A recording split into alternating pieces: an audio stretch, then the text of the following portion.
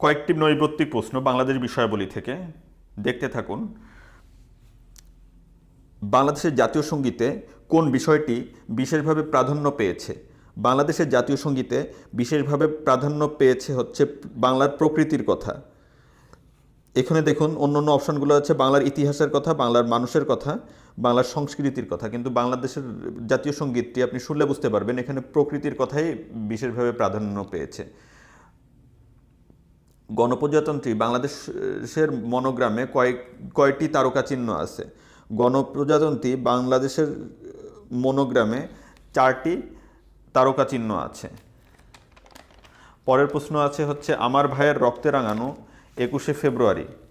আমার ভাইয়ের রক্তে রাঙানো 21শে ফেব্রুয়ারি এই গানটির আমার ভাইয়ের রক্তে রাঙানো 21শে ফেব্রুয়ারি আমি কি ভুলেতে পারি, এই গানটির গীতিকার কে? এই গানটির গীতিকার হচ্ছেন আব্দুল গাফফার চৌধুরী। জাতীয় বৃক্ষমেলা শুরু হয় কত সাল থেকে? জাতীয় বৃক্ষমেলা শুরু হয় 1994 সাল থেকে।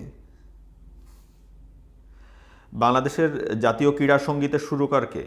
বাংলাদেশের জাতীয় ক্রীড়া সঙ্গীতের সুরকার হচ্ছেন খন্দকার নুরুল আলম।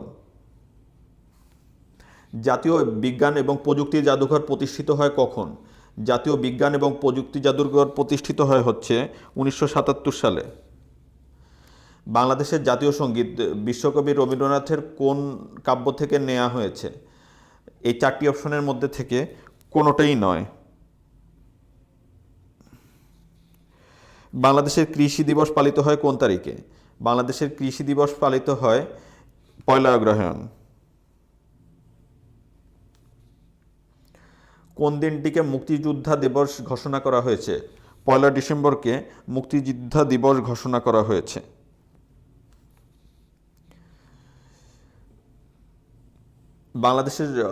বাংলাদেশের সংবিধান বাংলাদেশের গণঅভ্যুত্থান দিবস পালিত হয় কবে? বাংলাদেশের গণঅভ্যুত্থান দিবস পালিত হয় হচ্ছে 24 জানুয়ারি। ভিউয়ার্স, আজকে ছিল 10টি প্রশ্নের বাংলাদেশ বিষয়াবলী থেকে 10টি প্রশ্নের একটি আয়োজন।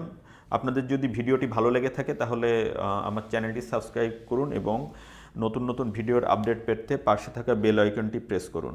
সবাই ভালো থাকবেন, সুস্থ থাকবেন। সবার জন্য শুভকামনা। আল্লাহ হাফেজ।